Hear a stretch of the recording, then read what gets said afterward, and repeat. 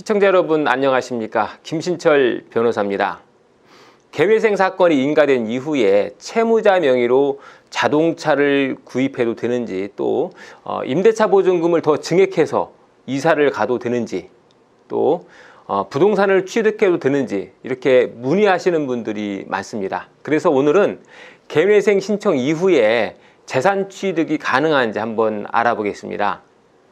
개회생 제도는 채무자의 청산 가치를 보장해 줘야 합니다. 그러니까 채무자의 재산보다 더 많은 변제금을 납부하는 것으로 변제 계획안을 짜야만 변제 계획안에 인가를 받을 수 있는 거죠. 그래서 만약 채무자 앞으로 6천만 원의 재산이 있다라고 하면 채무자는 이 6천만 원이 넘는 변제금을 3년에서 최대 5년까지 나눠서 납부하는 그런 변제 계획을 짜야 하는데요. 이 문제는 변제 계획안이 인가된 이후에 본인의 청산 가치가 늘어나게 되는 경우입니다. 만약 6천만 원의 청산 가치가 있던 채무자가 개회생을 신청한 이후에 1,000만 원짜리 중고차를 추가적으로 구입하게 되어서 청산 가치, 즉 본인의 재산이 총 7천만 원으로 늘었다라고 한다면 어떻게 될까요? 이미 변제 계획안이 인가되었기 때문에 아무런 문제가 없을까요? 채무자 회생 및 파산에 관한 법률 제619조 제1항은 채무자, 회생위원 또는 개회생 채권자는 변제 계획에 따른 변제가 완료되기 전에는 인가된 변제 계획의 변경안을 제출할 수 있다라고 규정하고 있습니다. 결국 회생위원이나 개회생 채권자가 채무자의 늘어난 청산 가치만큼을 더 보장할 수 있도록 변제 계획의 변경을 요구할 수 있다는 거죠. 자, 이렇게 되면 앞서 언급한 채무자의 경우에 기존 6천만 원의 청산 가치에서 1,000만 원이 더 늘어났으니 이 추가적으로 1,000만 원만큼을 더 보장해 줘야 맞는 거겠죠. 하지만 일반적으로 보면은 변제 계획안이 인가가 되고 나면 법원에서는 채무자의 청산 가치를 다시금 검토하는 일은 없겠죠.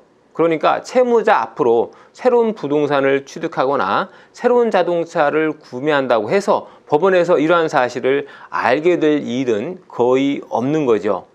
그래서 변제 계획안 그대로 변제를 하고 최후의 면책을 받을 수가 있는 거죠. 이렇게 보면 개회생이 인가된 이후에 재산을 취득하더라도 절차상 별다른 문제가 생길 일은 없을 것 같지만 그렇지 않은 경우도 있는데요. 바로 조건부 인가 결정이 있는 경우와 채권자가 이의를 하는 경우, 이 두 가지입니다. 만약 조건부 인가가 걸려 있는 경우라면 채무자는 법원에 주기적으로 재산과 소득에 대한 현황을 신고해야 합니다. 재산이 취득되었다라고 하면 이 신고서를 제출하는데 여기에 지방세 세목별 과세 증명을 첨부하게 되어 있고요.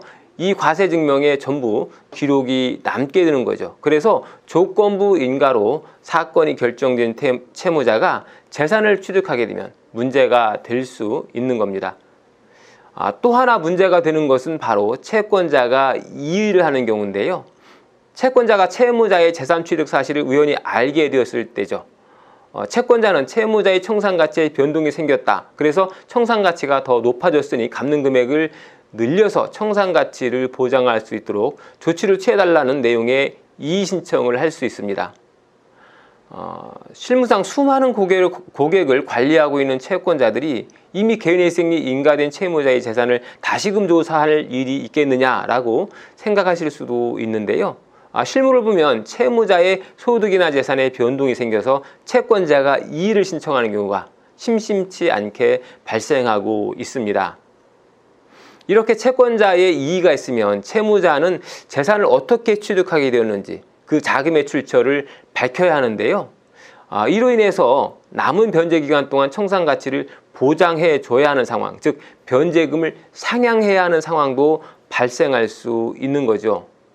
물론 이런 사례가 빈번하게 발생하는 것은 아닙니다만 개회생 사건이 인가된 후에 갑작스럽게 이렇게 이직을 해서 소득이 늘어난다거나 또 갑작스럽게 재산이 생겨나게 된다면 문제가 생길 가능성이 있습니다.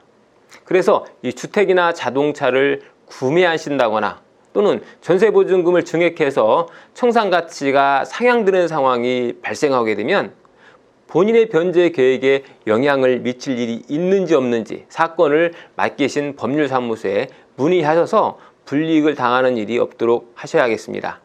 오늘은 계회생 사건이 인가된 이후에 재산이 늘어나는 경우에 대처하는 방법에 관해서 알아봤습니다. 김신철 변호사였습니다. 감사합니다.